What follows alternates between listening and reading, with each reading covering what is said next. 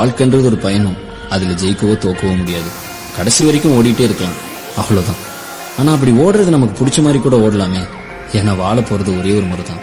நம்ம ஜெயிக்கிறோமா தோக்கிறோமாங்கிறது முக்கியம் இல்ல நண்பா, கடைசி வரைக்கும் முயற்சி பண்ணமாங்கிறதா முக்கியம்.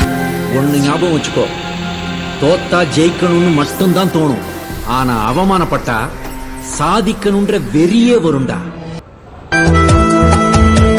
எல்லோருக்கும் ஜெயிக்கிற